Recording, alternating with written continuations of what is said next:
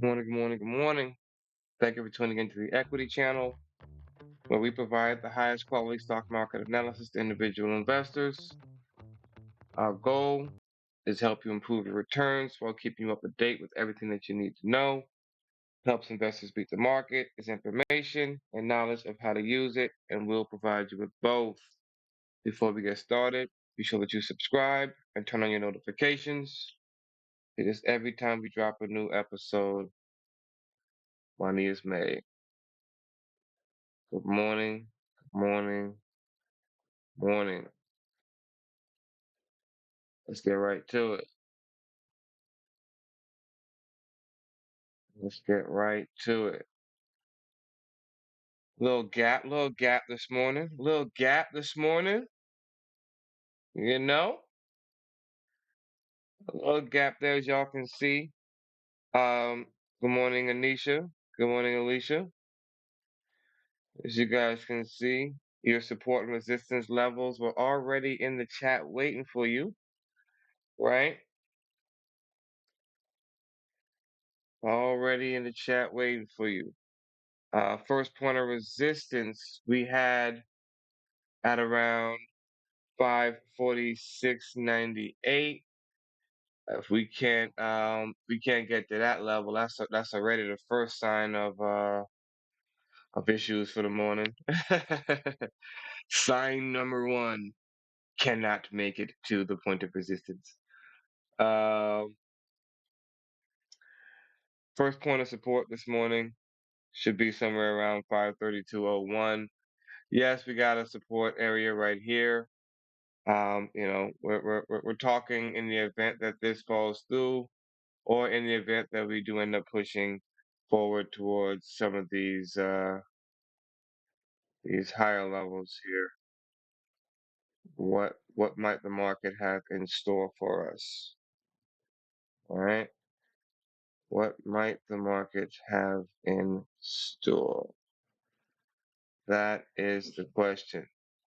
Now, if we can approach this 557.01. That's going to be pretty interesting. Um, uh, uh, uh, uh, uh, Anisha, I don't know if you remember, but on Friday I had called out the 556 to 561 on accident, right? Um, when I was accidentally looking at the wrong expiration, but we were opening up our trades on Friday. Um, well, I actually just left that trade open.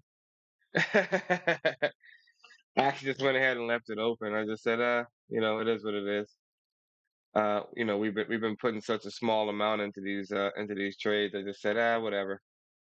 I just left it there. So we'll see. It can we hit 557 this morning and turn that 556 into a prenga? Can we do it or not? That's the question, right? Can we do it or not? That is the question. Um, we did have some support around this 542 area in the early mornings. This is where we were really settled for most of the morning, and we kind of pushed up a little bit more throughout the rest of the day. Uh, but now let's talk about what we really got going on this morning. Did I share this out to LinkedIn? I don't think I did. Let's make sure our LinkedIn family knows where we at. Let's make sure they know what we got going on here. Um, okay. Now let's proceed here. All right. Um, so for starters, let's start with this. Let's start with this, right? Um, when you look at, let's go back to the daily chart, all right? And I'm absolutely pissed that y'all can't see this little circle that I got popping off here. Um, I I went ahead and added a feature to my mouse, and I guess because it's a part of the actual computer system, it's not showing up for you guys, which really sucks, right? Because it's a really good tool that I added. It basically like flashes a circle around my mouse, right? It flashes a circle around my mouse just to show you guys where my mouse is currently sitting right now. But I'm gonna figure it out one of these days, though. I'm gonna continue to think about it and see what I can figure out. Either ways, so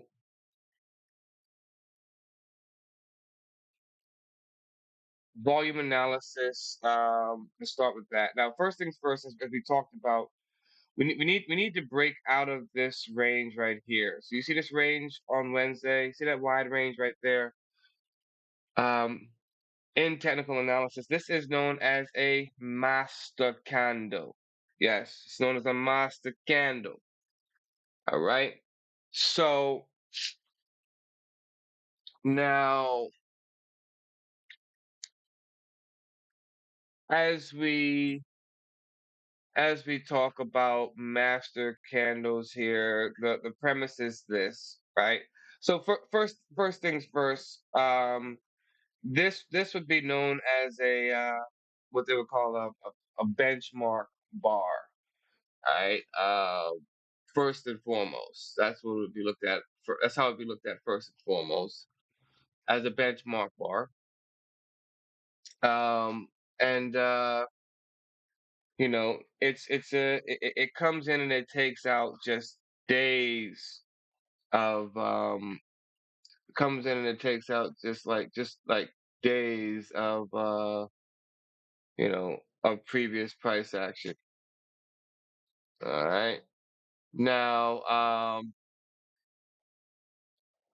the reason we call it a master candle in terms of what comes, so it's a benchmark bar in terms of what came before it, right? It's a master candle in terms of what came after it, right? So everything that came after it is within its range, right? Everything that came after it is within its range. So therefore, we would call that a master candle. Um, So ev- everything that we're looking towards in the future is controlled by this here. So if we break out of the top end here, we're expecting to see some type of a push higher, and maybe the beginning of an uptrend of sorts, right? Um, if we break out of the bottom end of this thing, then most certainly or more likely that something has gone wrong, right? It's more likely that something has gone wrong here.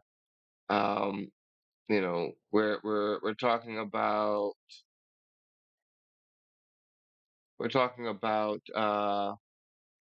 you know, whatever's going on with tariffs, what's going on with the economy. It could be, companies starting to lower guidance and you know, uh crush the market in that way. Whatever it might be, um, the greater point is that breaking out the bottom side of this bar would be the worst case scenario for the market, right? Now let's talk about what let's talk about what the volume profile kind of hinted at us last week at the close, right? So we're gonna go over here, right? These are your long position, your forecasting and measurement tools, right? Forecasting measurement tools here. All right. And these are your Gann and Fibonacci tools, right? So here, we're gonna drop that right on last week, and voila, right? Here we are. So the volume profile for last week. In itself, the volume profile for last week really did suggest that there was going to be some sort of a continuation coming into this week. That's what it suggested. That doesn't mean that it's always going to be right or anything like that, but nonetheless, um, that is your suggestion, coming off your volume profile. Um, why do I say that's what it suggested? Let's talk about that. All right. Why do I say that's what it suggested? All right. So, the first things first here. All right. And give me 1 second. Let me get my stream manager up so that way I can. There we go. There we go. All right. See something here? They're actually still playing music. I said pause. They're still going. Um. Now. So here's how to read the volume profile from last week. All right. So, um, we actually, of course, we started out on the lower end here, right? We opened down here. Look at the volume profile. Yeah. We opened down here, right? 1 second, guys.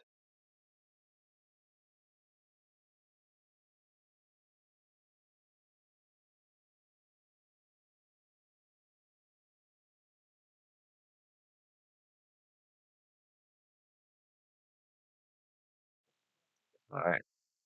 So we open here, right? As you can see, our attempts to go lower didn't bring any real attention, right? Of course, it was enough to drive some volume, but just nothing really happening there, right? Um, most of your volume came in higher, as we started to push higher on the day, right? And so you got your first bit of interest here, right? Now we would have paused here and stalled here for a little bit, and let's take it into the 15-minute chart and see if our profile is gonna. Let's see what's gonna. Yeah, there we go. Okay,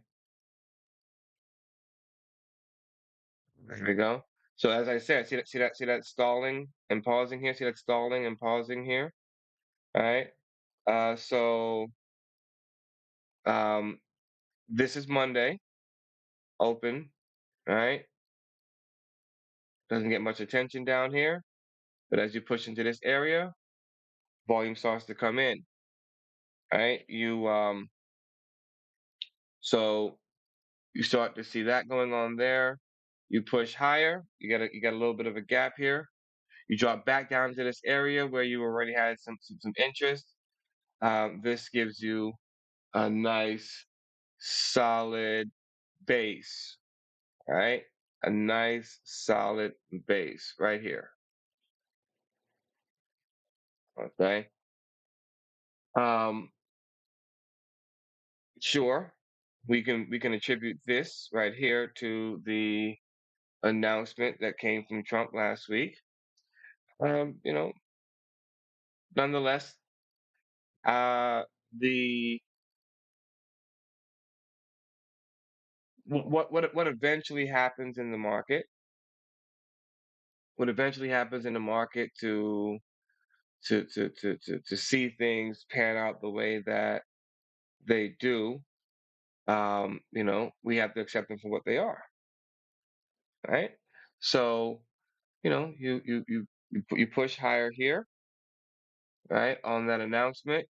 You fall back and you start to set, right, a higher volume base, right, right. So a secondary point of accumulation here, and then you start to push forward from there.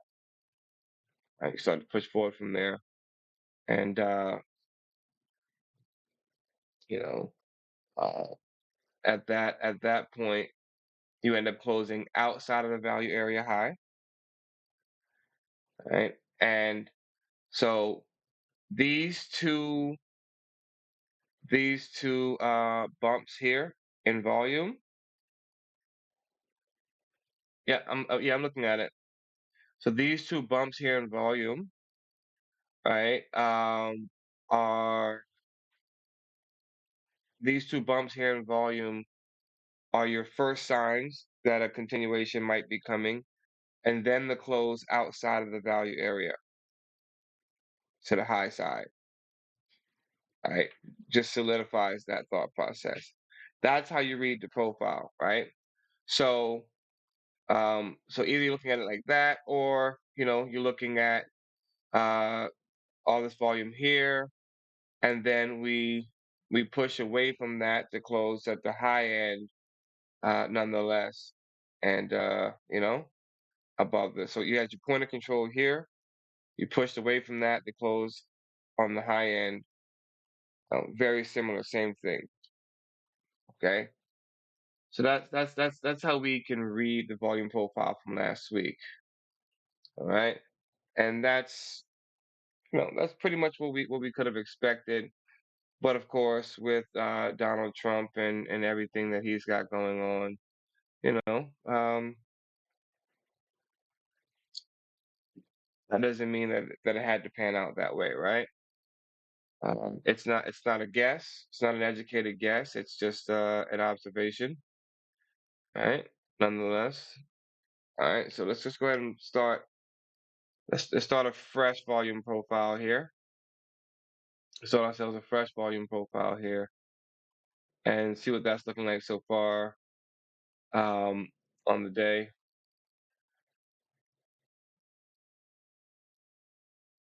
So a lot of your volume is concentrated here on the lower side, right? This is where your point of control is. But it seems to be a pretty flat profile, right? Meaning, it's just evenly distributed for the most part, um, which gives us no real indication or signs or anything right now. So we haven't closed outside of the value area to the downside here, nor have we closed out of it to the upside. All right. So we're going to we're going to do our best here. All right. We're going to do our best here to just kind of watch as we can. You see how that volume just picked? Just look at your point of control and how it just pushed higher there, right? See that? All right, but we're still trading below it now. Still trading below it. All right. So this can be a sign that could pan out to be some selling. But you see your gamma's turning green right now. See your gamma's turning green right now. Watch it. This is beautiful stuff, y'all. Watch it now. Look at your gamma turning green over here. Look at it. There you go. Look at that gamma turning green down here. Right. That was pretty interesting watching that payout just now. All right.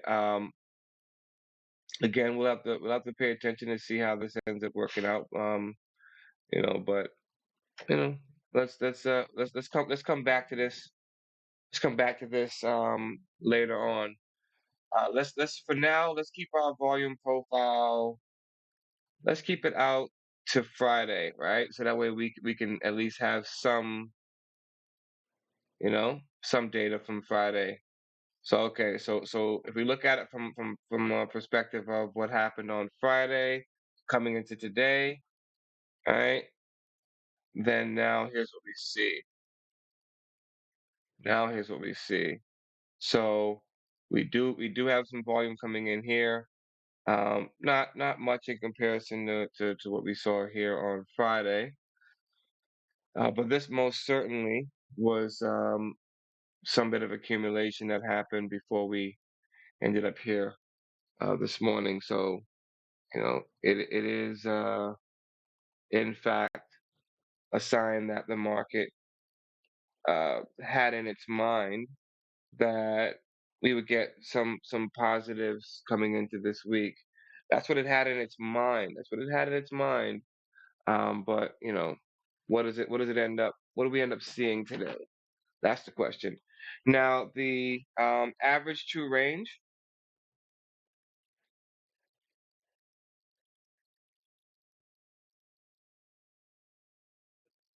No, no, no. This is the volume profile from Friday. Volume profile from Friday. Volume profile from Friday. We're about to go take a look at the gamma right now. Actually, I'm about to go over there right now, so we can see what that looks like around these levels that are below us and around where we are right now.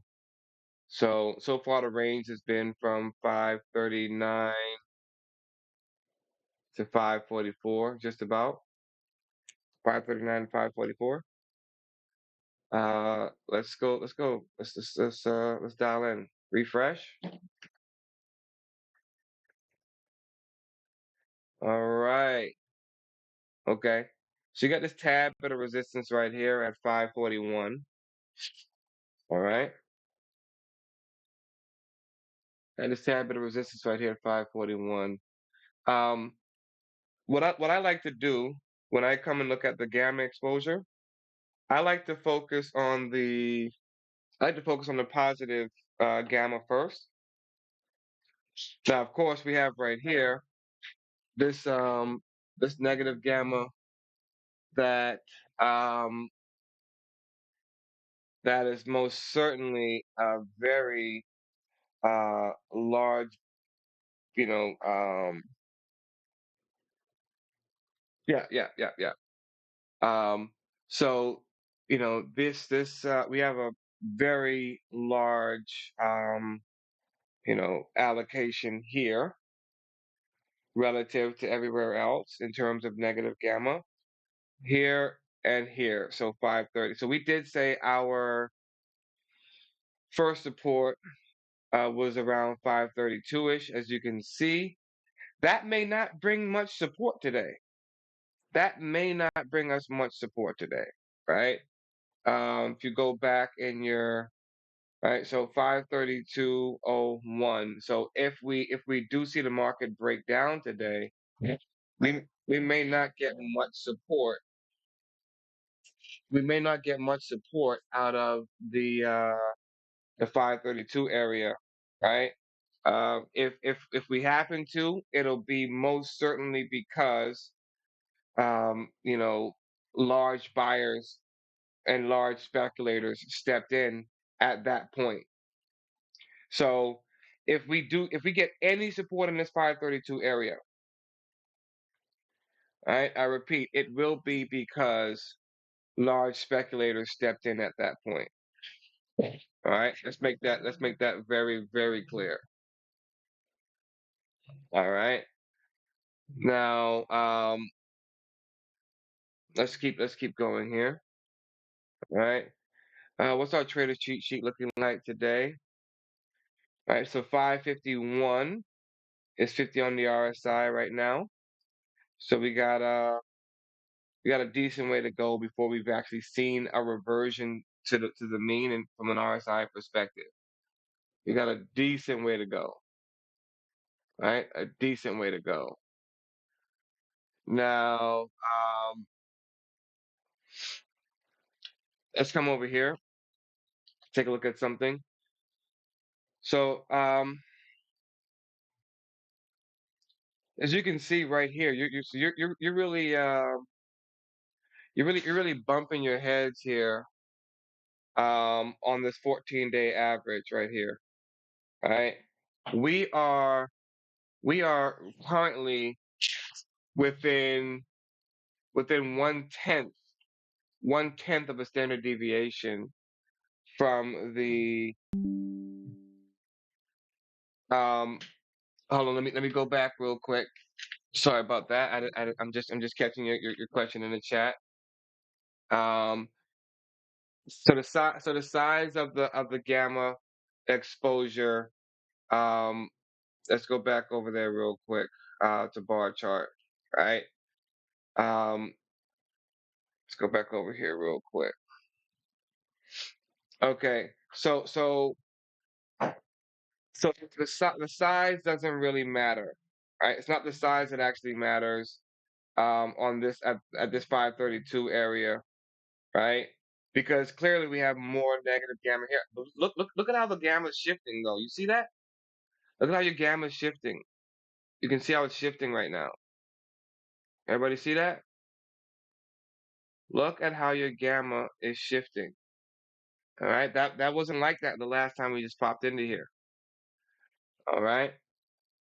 Um, so you clearly have so all that negative gamma, right? Just sort of shifted there.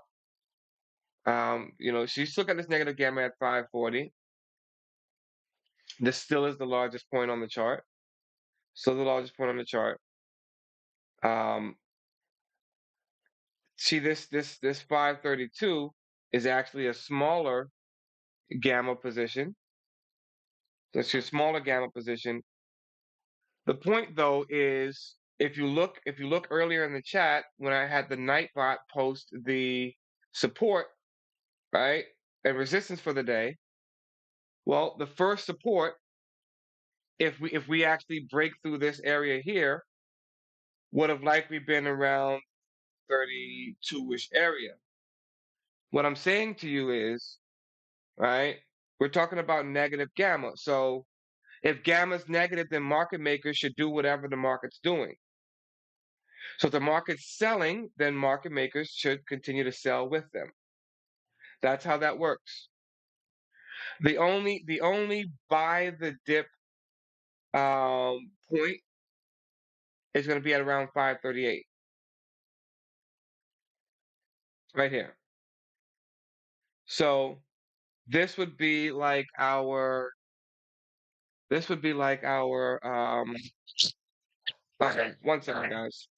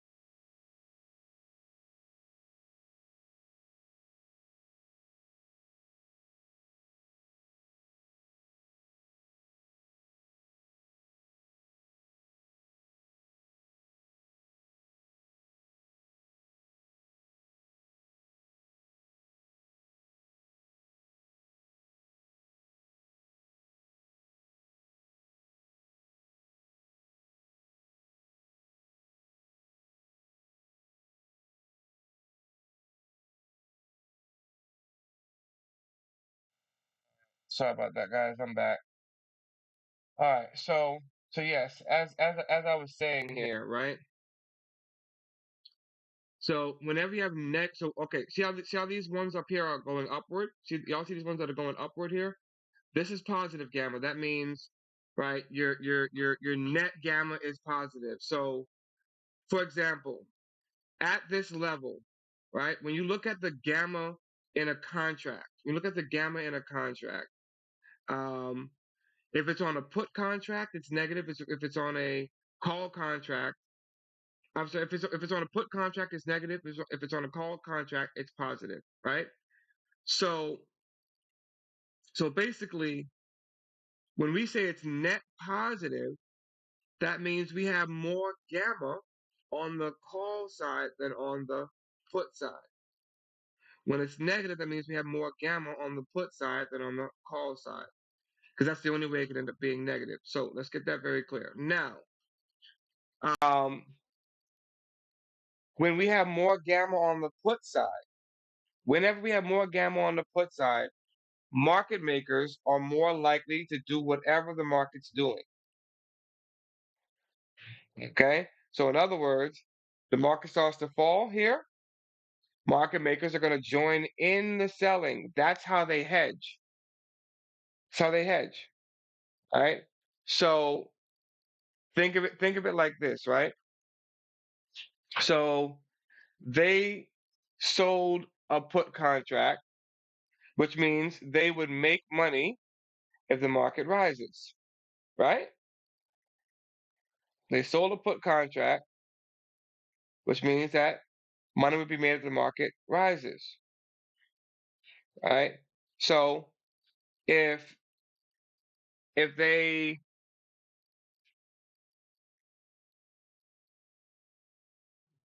see the market falling, then they need to actually start to take either shorts of their own or sell off some of their inventory in order to reduce their exposure to the losses to the downside. Y'all see how that works? So they would join in on the shorting. Now, what if what if they started to sell and you see this positive gamma right here, 538, and there's enough people there to absorb all of that selling. That's what we're talking about. Okay? So when I say 532 may not present much support, that's what I'm talking about. All right? Now notice we're at 543 right now. Okay? Notice we're at 543 right now. Right here. All right? So now the positive gamma, the market makers should end up doing the opposite. And so if we can break through this area right here at 543, then that shows us that there must be a reasonable amount of buyers in the market because they're offsetting the selling pressure of the market makers. All right, everybody understand that? Does that make sense now? So that's what I meant when I said that. When I said, there may not be a lot of support at 532, but if we find any bit of support at 532, that's going to be a good indication that that there's buyers in the market. Okay. So there's ways of telling whether or not there's a good amount of buyers or not. Look at us. Look at us. Right? We bounced off of that 433. Look at it. 440 543. We bounced off of that. Right? We bounced off of that. We're back to the downside a little bit here. Okay? Um I'm not saying that I'm not saying that that's how the market's going to end up closing out. But what I am telling you is that's just what's happening. Right? You want to know what's happening in the market? That's what's happening in the market.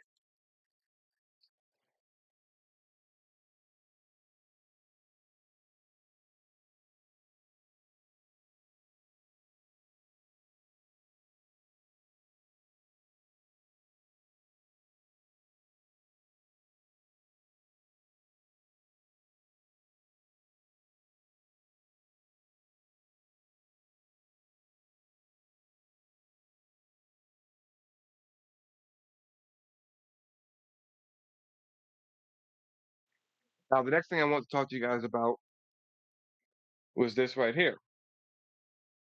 Right, give me a second. Let me bring that back. It's an accident. Right here. So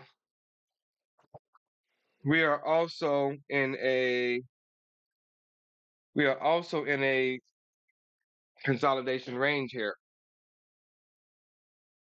Right. What that means is, right, at this 543.52,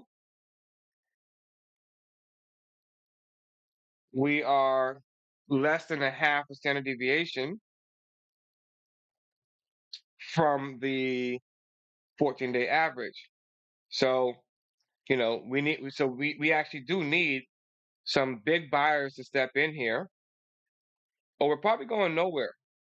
Probably going nowhere. All right. Our average true range is $19.35 right now, and we're trading within 10%, within you know, uh, uh, uh, we're trading within, yes, within 10% of that range. All right. So yeah, go figure, right? So 543.52, if you look at it right there, currently trading at 542.56, right? So anytime you're within a half a standard deviation of the or half one half of the ATR of the average that you're working from, then that's what's known as a consolidation range. So a breakout's likely to come from this point. The question is in which direction? That's the really big question there.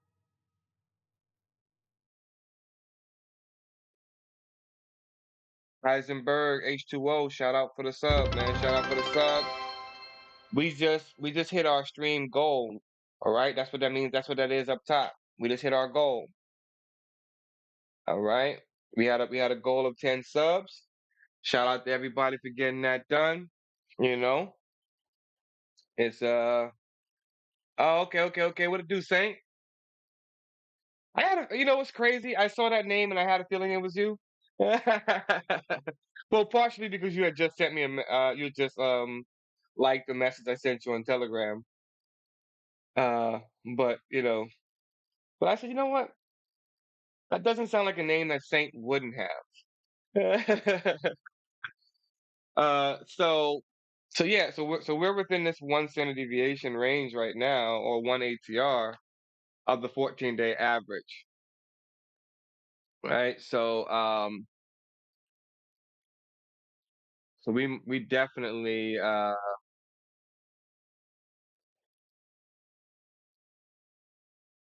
and we definitely need to see we're definitely going to see a breakout from this point. We're definitely likely to see a breakout from this point. And you know the question is in what direction, right? So if we're pressing on to this 543, right? Um, pressing on to the 543 area, then as we just saw, right? We got some positive gamma there. 68 million. It's not a lot. It's not a lot. It's not a lot. It's not a lot. So you can see your put volume, right, at 2,000. Your call volume at 1K.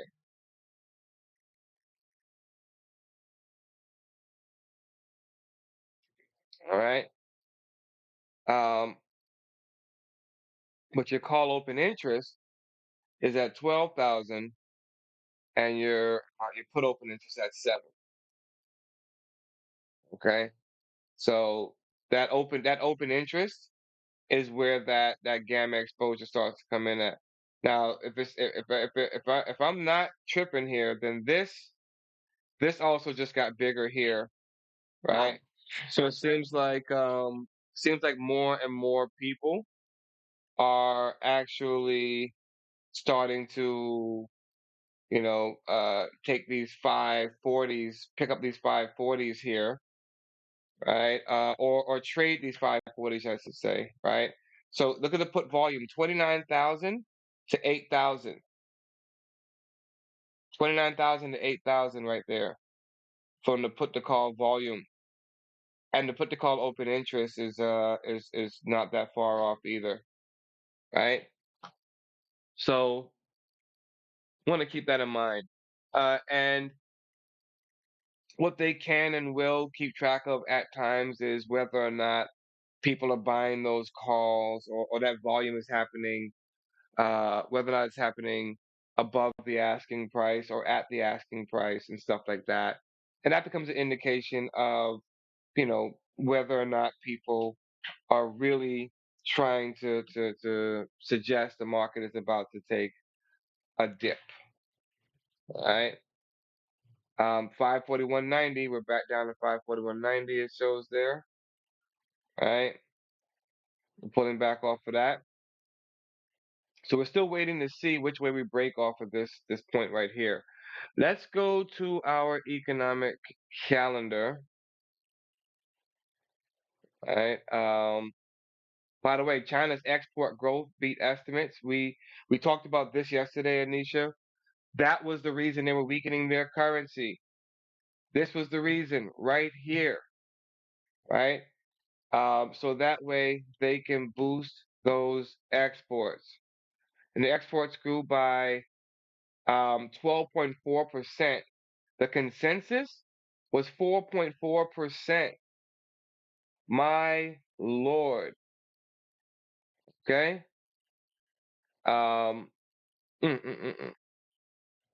Strongest growth in shipments since last November, ahead of massive tariffs. However, imports shrank 4.3%, undermining the expected 2.2% fall. So if you're weakening your currency, right? Of course, everything abroad is going to be more expensive for you, right? Everything abroad is going to be more expensive for you. So what this says is that here's what this says. This says that the Chinese consumer saved more, while the Chinese industries sold more abroad, right? So higher savings and greater output in China right now. Looks like we just made China a little bit stronger instead of what Trump is trying to achieve here. He's got donuts right now, man. He's got donuts. That's all he's got. Donuts. All right. Um,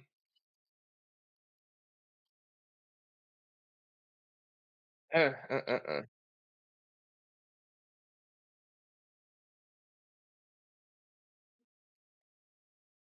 It's crazy, man. Watching this right now is crazy. Just seeing how it's all panning out. I'm saying,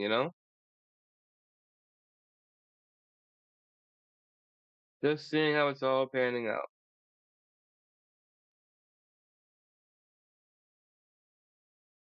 And that was Blue Origin today.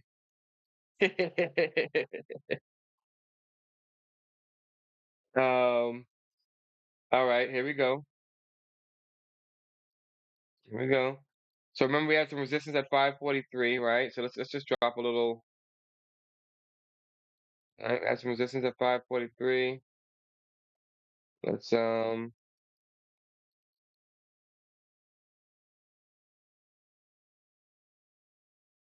right, so right around this area. So that's what we were dealing with right there. So we had some resistance at 543. Um, market makers selling at the positive gamma. Question is, are there enough buyers in this area? Yes or no? Are there enough buyers in this area to get us through 543? Put your predictions in the chat.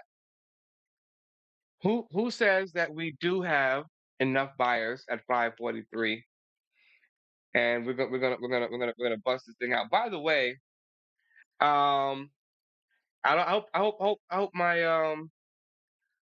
my folks don't think I forgot about this NMAX deal. I didn't forget. I did not forget about NMAX. Did not forget about NMAX. Yeah. Mhm.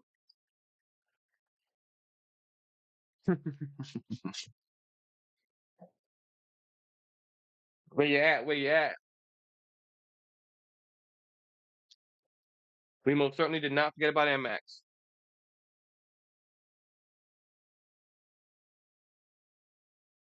I'm just gonna leave it on the screen for a second. I'm just gonna leave it here for a second. You know what I mean? Let those who place their bets let it soak in. Hey, Anisha, I'm gonna send this chart to Cecily for her lunch break. Got him. And over there for her lunch break.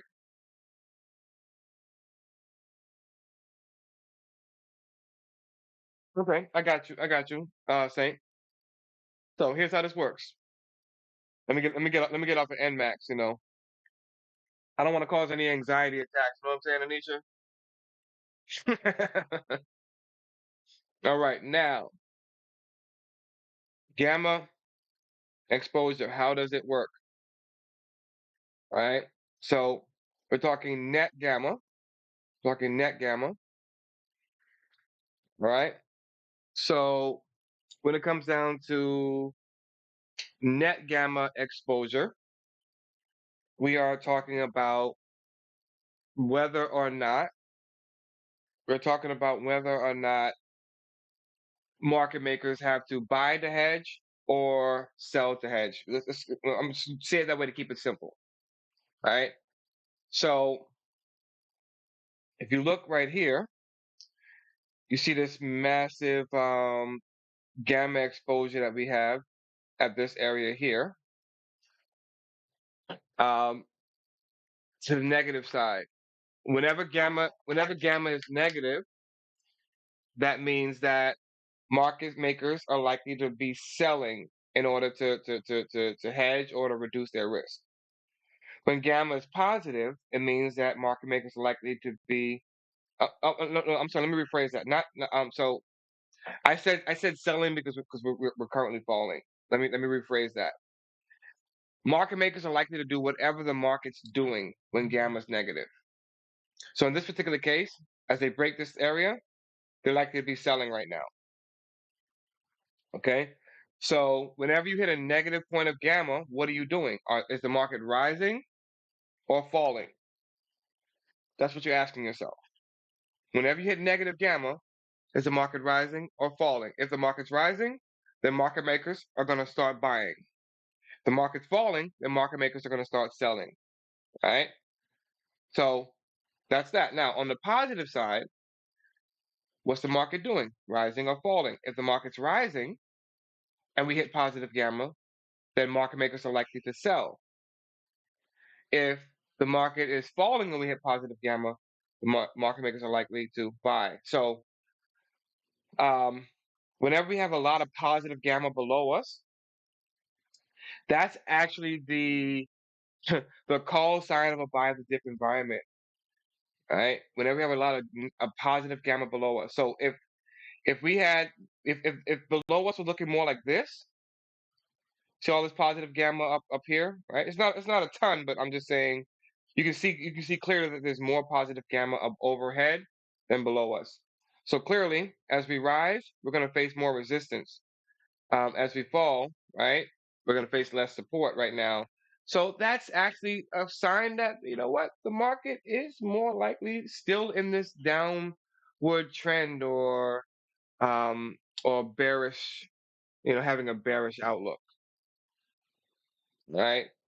Now, the big question that I always put at play as we approach these levels is this, right?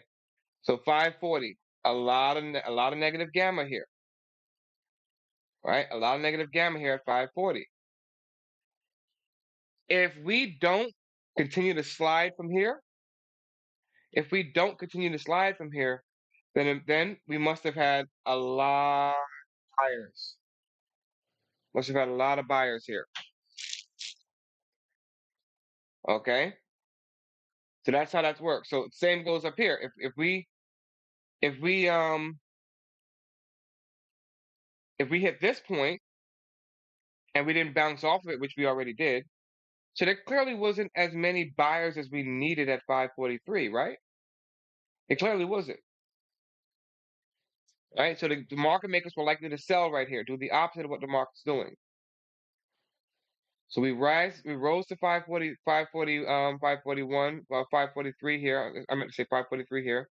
We rose to 543, right? And well, clearly there wasn't enough buyers, right? If there was, then that selling pressure that came in at that point wouldn't have, you know, created that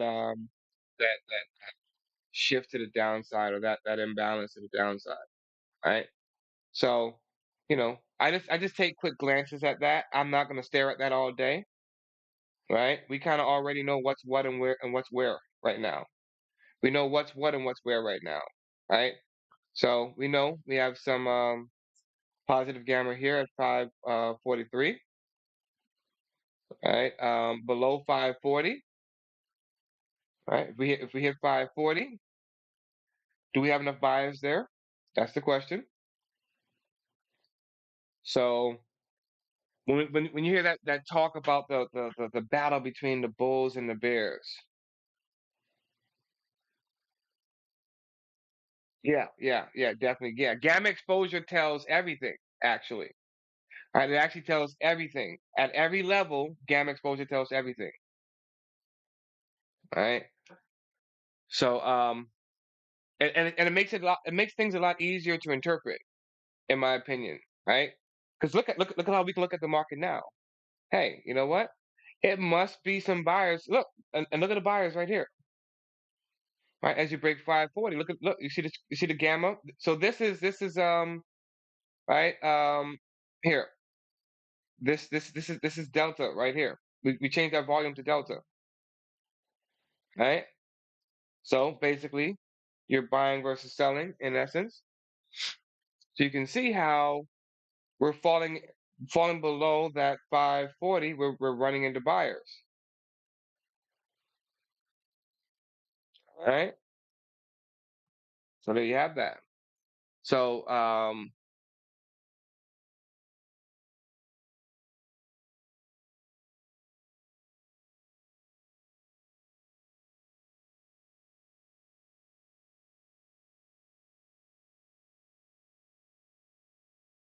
hmm,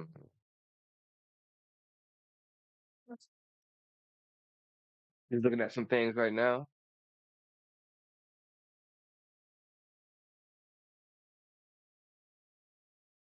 Let me check my orders, by the way. Got some orders placed for the day. Let me go and make sure that they all filled. Oh yes, we all Philly. We all Philly.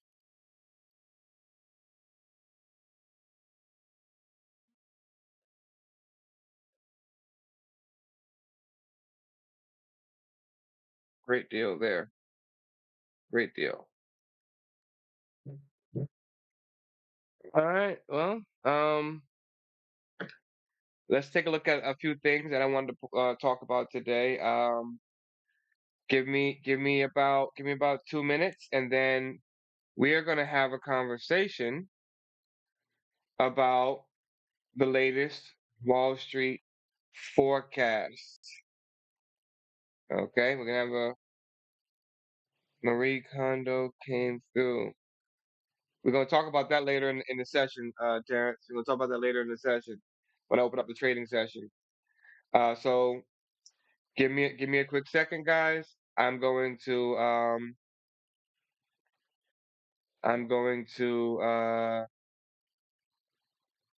gonna actually run and grab a cup of tea real quick, and then we are going to talk about these latest Wall Street forecasts, man.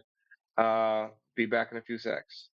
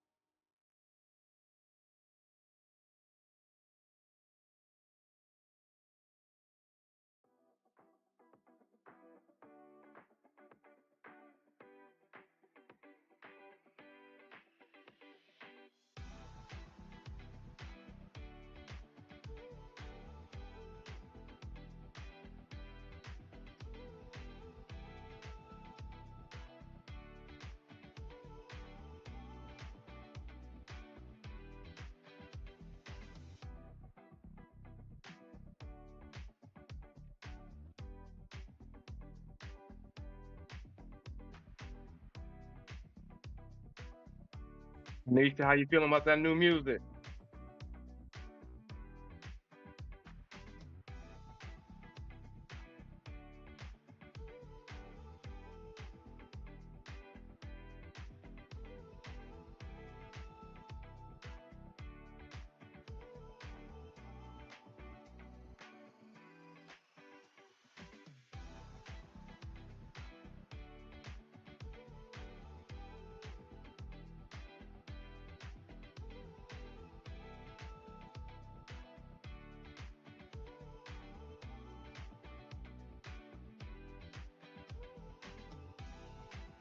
Don't forget, the Nightbot is going to keep posting your key levels for the day. All right. I am almost back. Give me a few more seconds.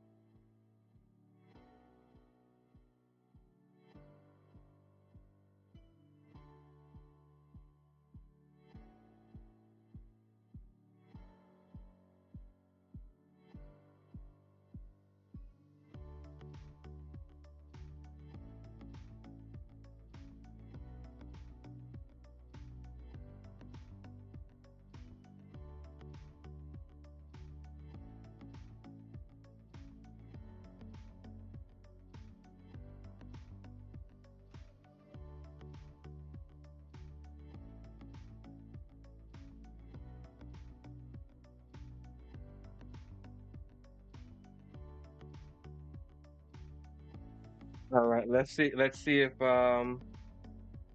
they listen to me this time. Nice, nice, nice, Anisha. Let's see if they listen to me this time. All right. Pause. Nice. There you go. Be a nice stream player and pause when I say pause this time. There you go. Okay. Um. So narrative, narrative. Um. We did hit 540 again on the day. All right. Matter of fact, let's go ahead and drop us one of these levels at 540 real quick. Lock this one in though. Gonna drop one of these joints at 540 here. All right.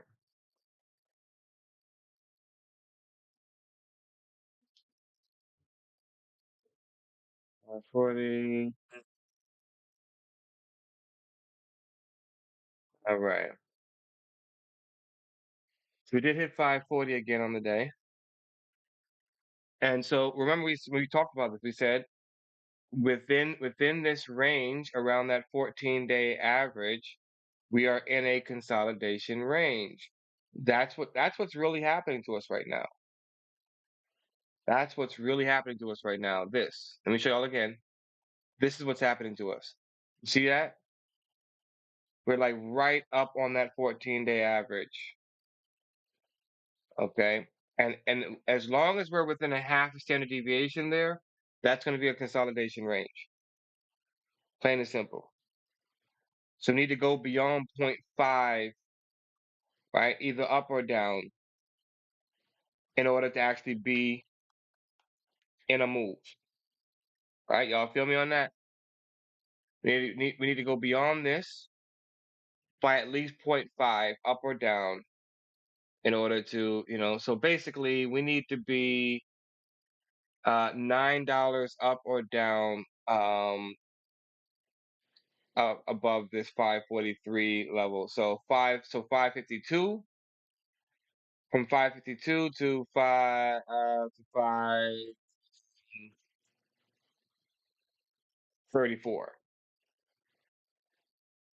So below 534 or above 552.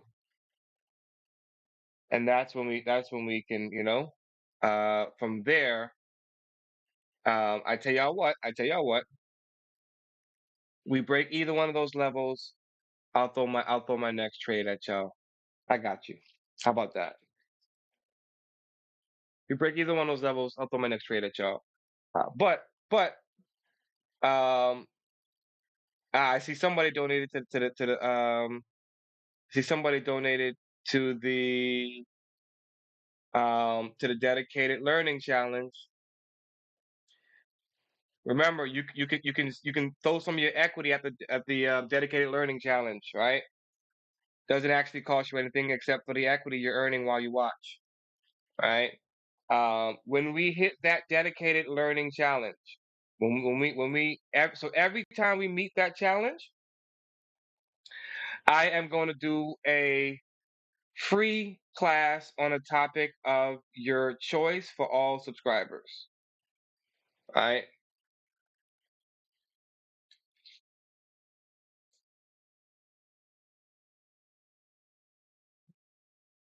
All those, so we're gonna do it.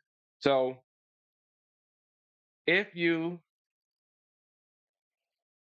that dedicated learning challenge, if y'all want me to host a free class, then click on your equity in the corner, right next to your chat, all right, and put some of your equity into the dedicated learning challenge, all right. And every time that fills up, and I'm gonna keep making it bigger and bigger and bigger, and every time that fills up, I'm gonna do a free class on a topic of your choice.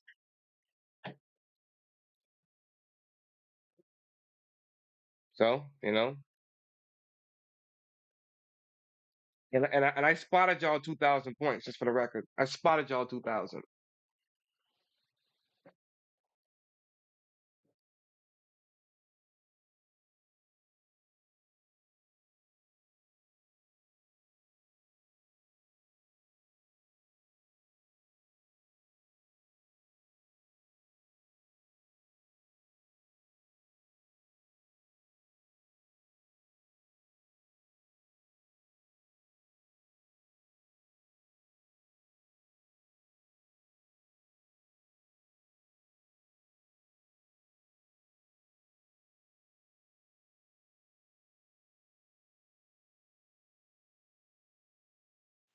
Can we break outside of this point or what? That's the question.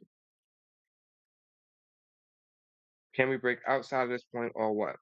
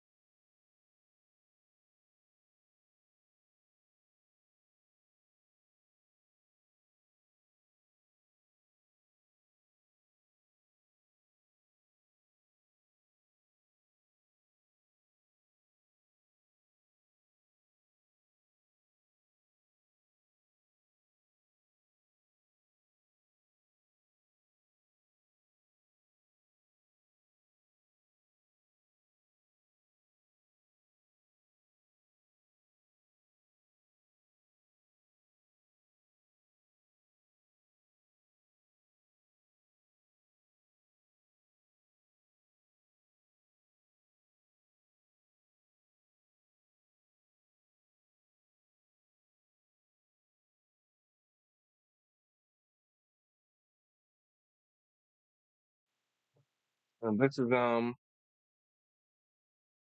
at that. It's interesting enough for y'all. Look at that.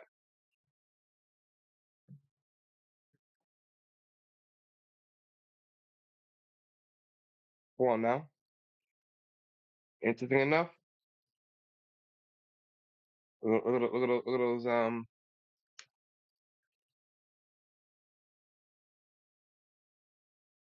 little two key levels trying to hold us back. We're still within the first 15-minute candle, by the way. We're still within the first 15-minute candle, uh, so nobody really should have like just like jumped at a day trade today.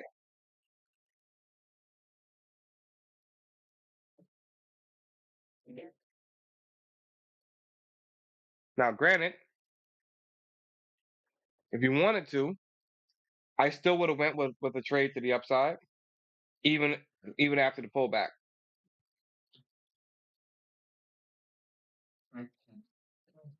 But that's that's mainly because of the continuation from yesterday, as we talked about.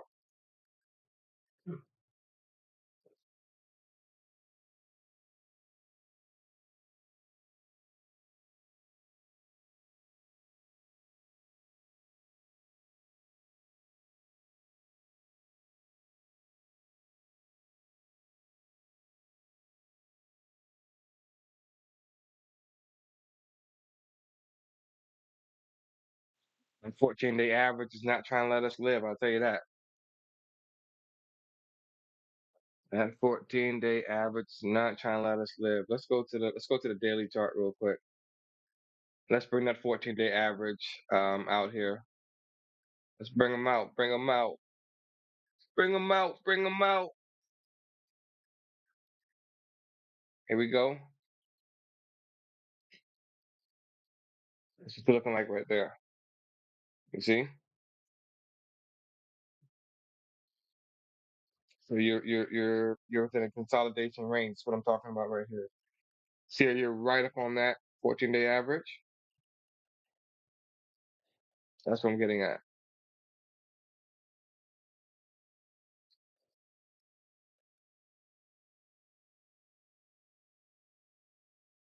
All right.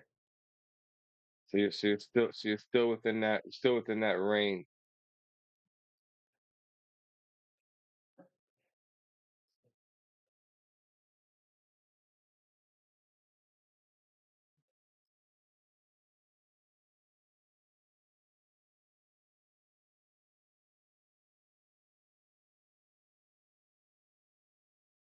You know what? I'm about to try something really quickly here. So let's see. Since 14A, and then we'll talk about what we're going to talk about here. Let me just try something real quickly though, guys. All right. So we got the 14-day average should be 540.65, right? Let me go to one of my other sheets here. My discount model. Let's pull one of my formulas here. Start this over here. All right, here goes nothing. Y'all ready? We got C9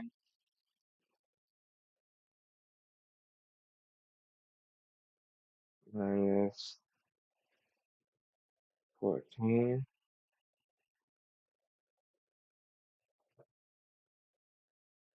No, what happens?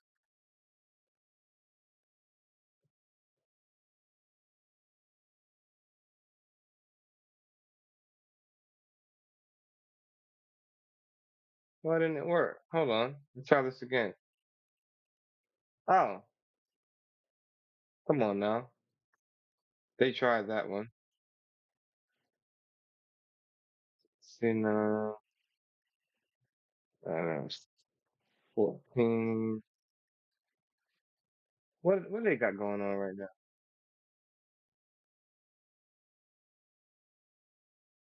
Why is this not working?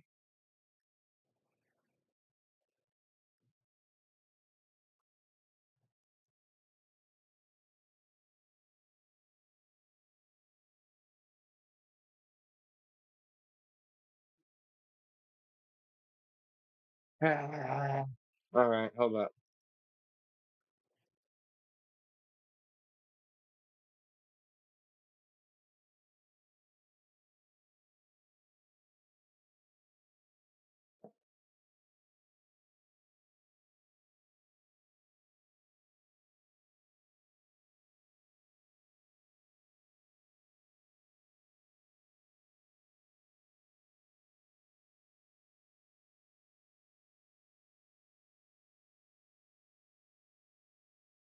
I haven't done this in so long.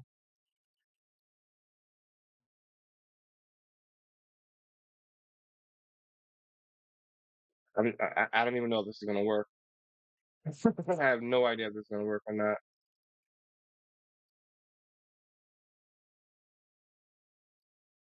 I have literally no idea if it's gonna work or not. No.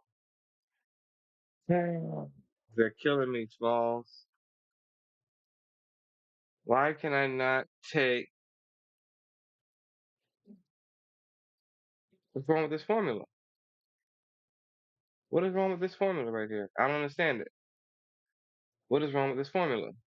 There should be nothing wrong with this formula.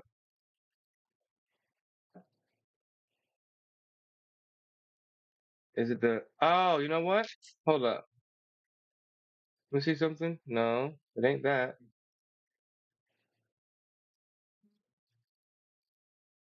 You know what? Whatever. I'm gonna have to try it another day. But I'm gonna try to turn this into a Google Finance average.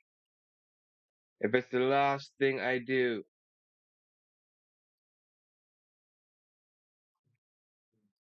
All right, so Wall Street is souring on the S&P 500. That's what the word on the street is. All right. Now keep in mind, what 557? That's still my mark for the day. We'll see if we can get there or not. We'll see if we can get there or not.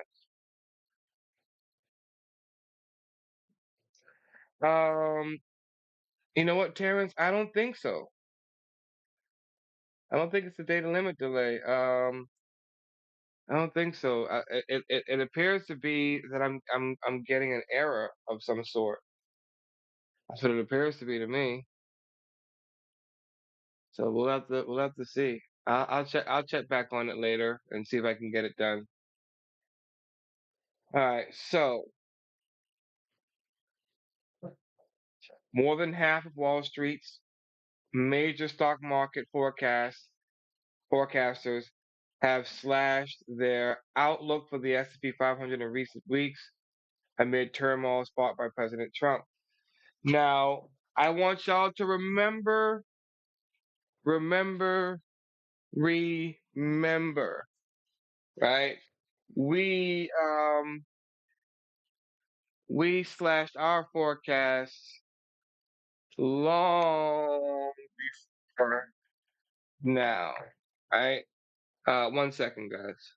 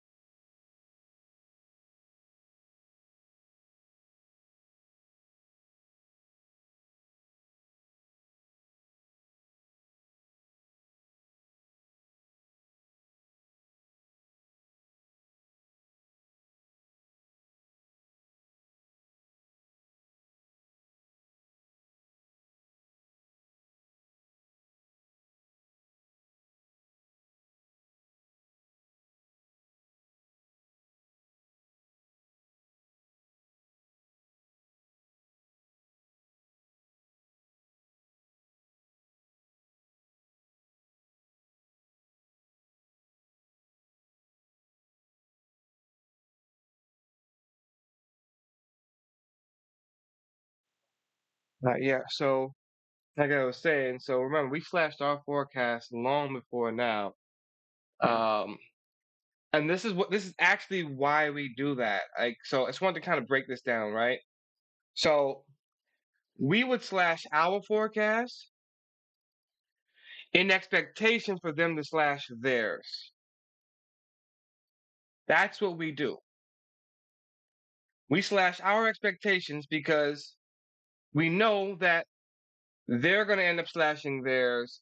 And so we can at least get ahead of the mentality and the thought process that they have to go through, right? So it's hands off. It's a hands off environment. Sell what you need to, yada yada yada, right? Now, says confusion and uncertainty about the economic outlook has caused the gap between the street's highest and lowest year-end forecast to widen significantly. Right, so the most optimistic versus the most pessimistic.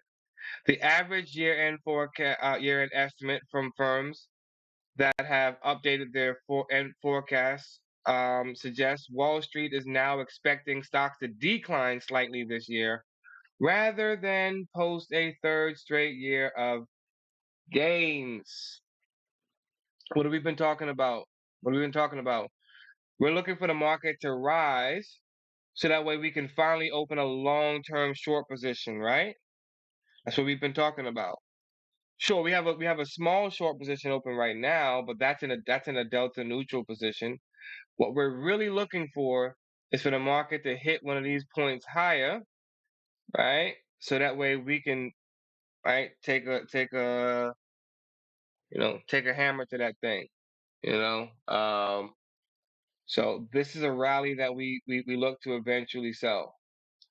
So somewhere between this 50-day average and this 588, for example, if we hit it this week, yeah, I would more than likely open a longer term short position, and then I can still go long in the short term. Let's say test the highs, see if we're projecting to break the highs or something like that. Now let's keep going.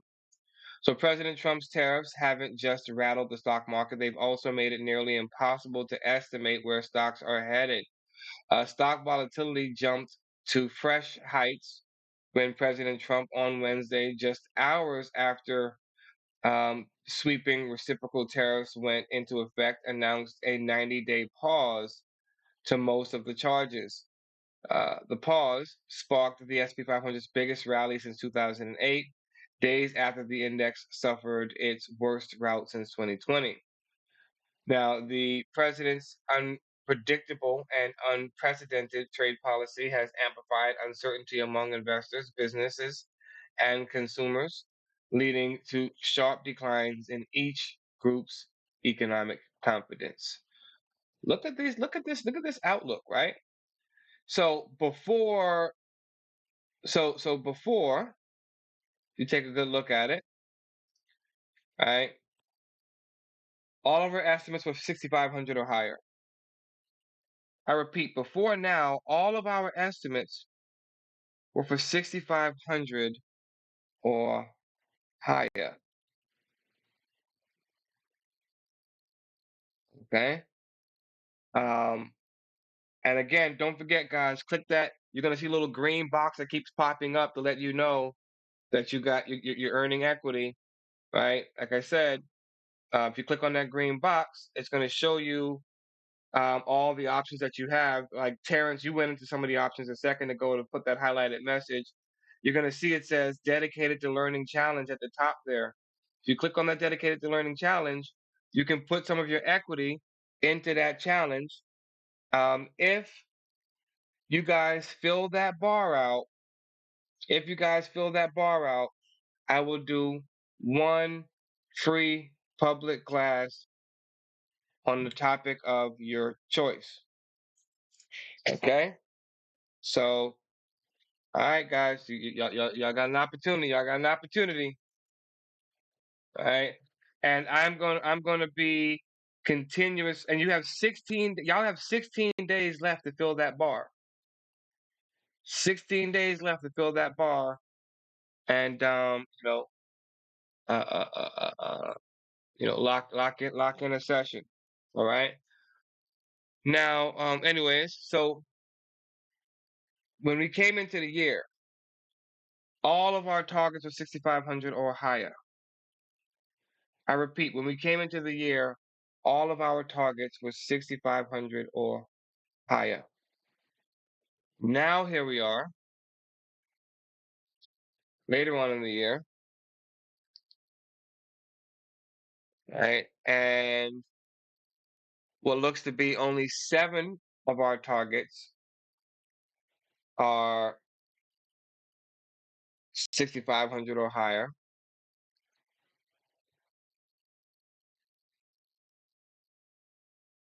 It's in the equity. It's in the where you can spend your equity points. It's in the it's in the rewards tab.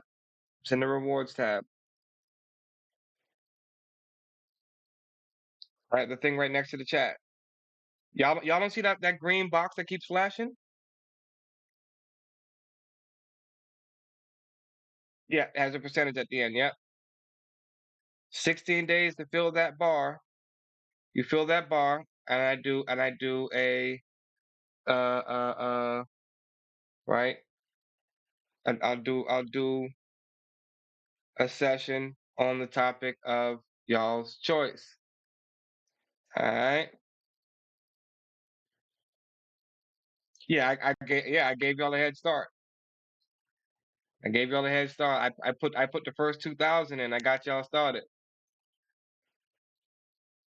All right. Now, but look at these targets now, guys. Look at these targets now. Right. Look at this. Right. Most targets are sitting at 6,250 or lower. Most targets are now sitting at 6,250 or lower. Right.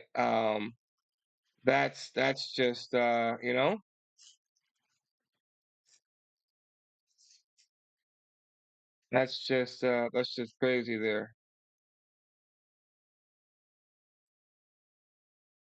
Now,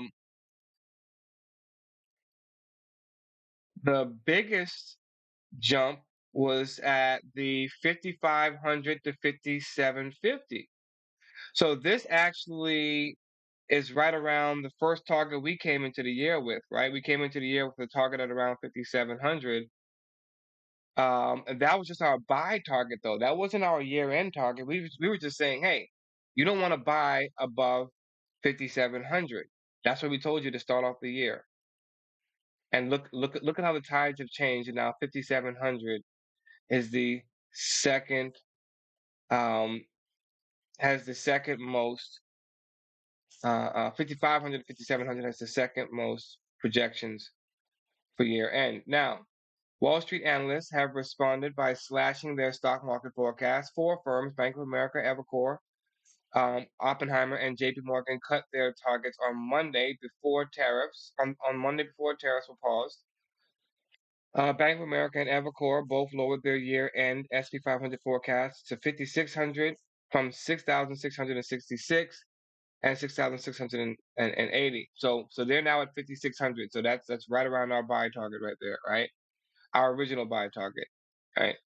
Um, Now Oppenheimer cut its forecast by more than 16%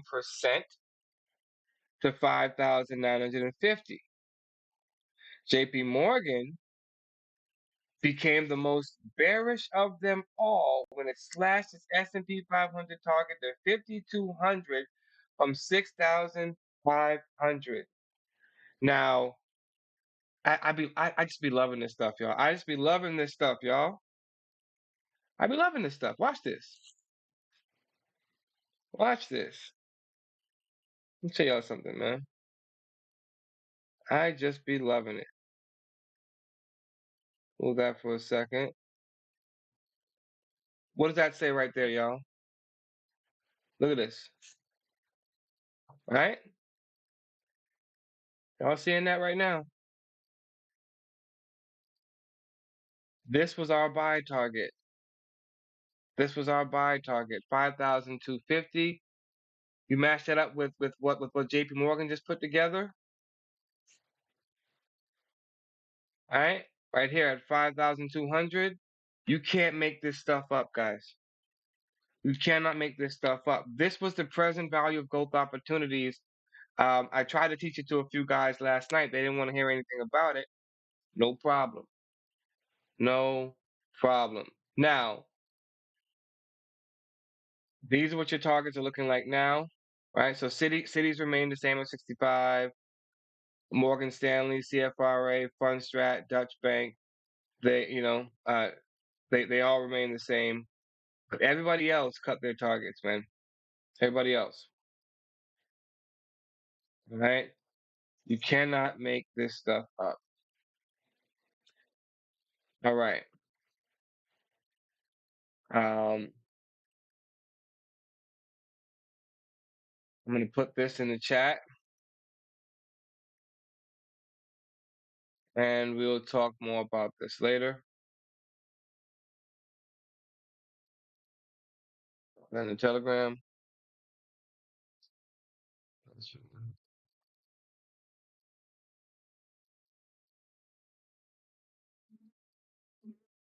We'll talk about this one. We're gonna talk about this one.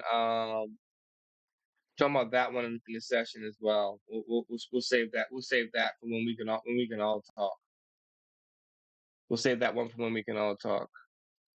Um, so this is a nice infographic on the get out of here. Nice infographic on the housing market, right? Um, and so in nearly all states, the average home prices are rising faster than real GDP, right? In nearly all states, the average home price is rising faster than real GDP. So you have your GDP growth at 2.5% and inflation 2.9%. All right. As you can see, as you work your way around, right, you can see what these housing markets are looking like nowadays. We're starting to see the first little shifts downward. Right. Look at Louisiana, Mississippi. They're like a very similar region of the country. So I'm wondering, right? Look at Florida. Florida's not that far away, right? So I don't know if anything in this area is having an impact. California's had those wildfires going on. Don't know if that's been having an impact. But so you're. I know the question here is, are we booming or cooling? I would say it's a booming or cooling, but you know, so Wyoming was the only state in the top five outside the Northeast, and that's partly due to tight housing supply, right? And that's been the biggest. So I think we're at a time where we're gonna need to keep a close eye on this housing market, a closer eye on it. You guys know I haven't been talking about the housing market much lately, and that's because there hasn't been much to talk about. But I think right now, at this very moment, we're at a point where there's definitely more to talk about now, right? We definitely got more to talk about as it pertains to the housing market, and that's largely due to the fact that what's going on between the U.S. and China and these other nations can most certainly create some shifts in housing. All right. Um, one of the biggest reasons is because they can force mortgage rates higher. Mortgage the average mortgage rate hit 7%. Well, not average mortgage rate. The you know mortgage rates hit 7%. recently, right? So I'm looking at it right now. I have this mortgage app that I utilize. So this was on the 11th. Mortgage rates jumped back above 7%. It has undoubtedly been an extremely volatile week for financial markets, and that includes the U.S. bond market, to be sure. As example, the poster child for the U.S. bond market, the 10-year Treasury, saw its biggest week-over-week increase since 1981. As we often discuss, mortgage rates are based on bonds that share many similarities with U.S. Treasuries. So it's no surprise to see chaos in that market and a concomitant jump in mortgage rates. In general, mortgage rates and bond yields are exceptionally well correlated. As with much of this week's drama, today's move didn't have one distinct motivation. The weakness speaks to a broad shift in the outlook of U.S. Treasuries demand. Digging any deeper would require esoteric explanations of underlying market structures. The bottom line is that investors are rattled by rapid changes in policy as well as uncertainty and how those changes will ultimately settle and impact the market. As for the mortgage market, we've certainly seen worse individual days and weeks, but the rate spike definitely ranks on the brisk side of the spectrum. The average lender the average lender moves up by roughly an eighth of a percentage today, with the nearest typical quote rate being 7.125% for a top tier conventional 30-year fixed mortgage.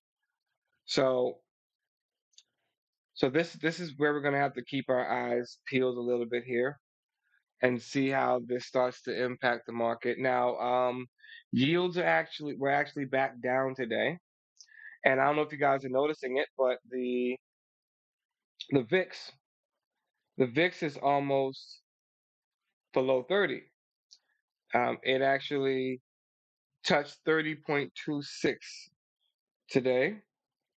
We'll see how this ends up panning out. We'll see. All right. But here we are yet again, pushing back to that 14-day average. the uh the way that this is working out, it's it's it's a hard thing to just watch. Here we are again. Look at that. So we still got this range that we were talking about. All right, still got this range that we were talking about here. We just kind of set in that range and just waiting for whatever breakout's coming. Just setting that range and waiting for whatever breakout's coming. I think we did show some strength when we failed to break below the or close below 540. I think we showed some strength there. All right, and I think this right here,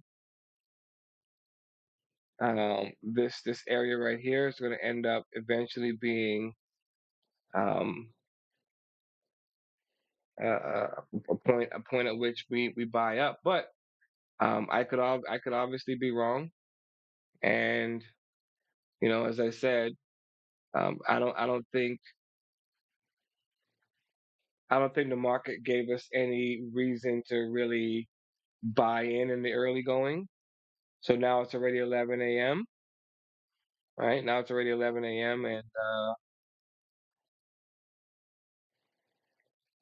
we still got nothing to show for it. All right, and the Dow Jones is up 500 points. We are up 1.4%. So that's that. I mean, that's good enough for me.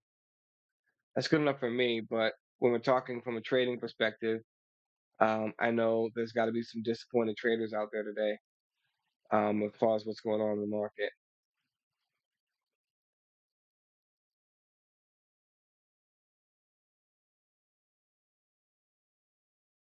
So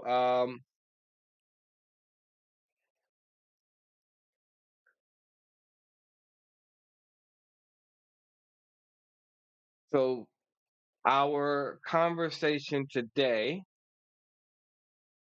when I pop open the trading session, and I'm gonna hop off here in a quick sec. But when we pop open the trading session, our conversation today is going to be the bond market sell-off, as we just talked about. Um, the those souring forecasts that we see in the market. We'll talk a little bit about that. But I got an interesting conversation for you crypto folks out there. I got an interesting conversation for you guys. We're gonna talk tokenization. We're gonna talk tokenization of the market. All right, what that could potentially look like. I have a nice um, I have a nice investigative piece that we can go over. All right. So the tokenization of stocks, bonds, and real estate. All right.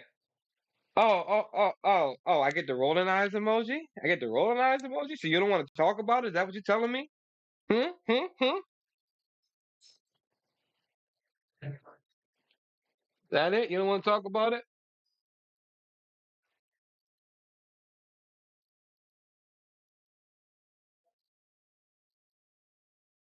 That's all I know right there. That's all I know. All right. Anisha's over here giving me the side eye, y'all.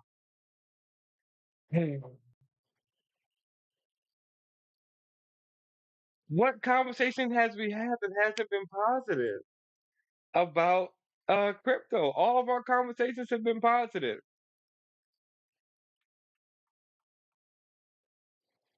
And tokenization is definitely a positive conversation. So, you know, you know, so basically we're just talking about shifting the the stocks, bonds, real estate market as far as the buying and selling of assets in onto a different platform basically, right? Now we are going to have to talk about the we are going to have to talk about potential drawbacks. We have no choice but to talk about it, you know. But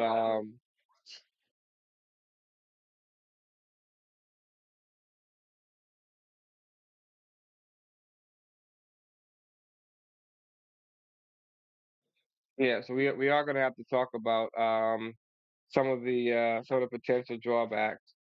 Um, as so basically, you know, uh,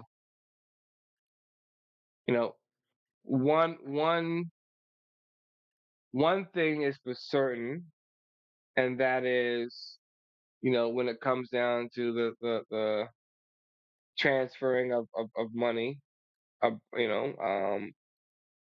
it comes down to the transfer of money, um, you know, between different nations, right? You, yes, you can do it faster through cryptocurrency, but I guess the big question is how much more likely is that system to fail from time to time? You know, uh, I don't hear I don't think I hear about outages at the World Bank right now. So I guess we'll have to figure it out. Meta is going through an antitrust trial again.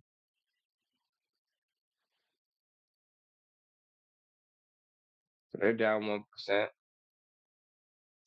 Um, yeah, so this range is like just like we talked about, man. This consolidation range right here is once you get within a half a standard deviations of the 14 of the 14-day average, the best thing for you to do is to is to take a neutral perspective, you know, because you're gonna end up with a lot of this at times. But I mean, hey, we'll see how this ends up shaking out. Um, go back to our 20 though. Oh yeah. So we're either gonna fall back to this 20, or we're probably gonna stall until the 20 gets to us. One or the other is gonna happen here, more than likely. So we're on the 15-minute chart right now. So that could be quite some time before we really see a true break. All right. And then remember, when we get down here around the 530s area, let's see if and how gamma has shifted since we've been talking here. Okay, no more shifts here. And that's probably just the opening of the day shift there, more than likely. You know, right? Right. You know what? I am going to start getting prepared for my. I'm gonna start getting prepared for my call in a few. I got a call coming up in a few. I'm gonna start getting prepared for that. All right, and then we will talk again um after I'm done with that. All right. I got my call coming in at 1, so I'm gonna kind of wind down a little bit and chill out until then. Um, so I'll catch up with you guys later. All right. Everybody be blessed. Stay well, and I will talk to you soon.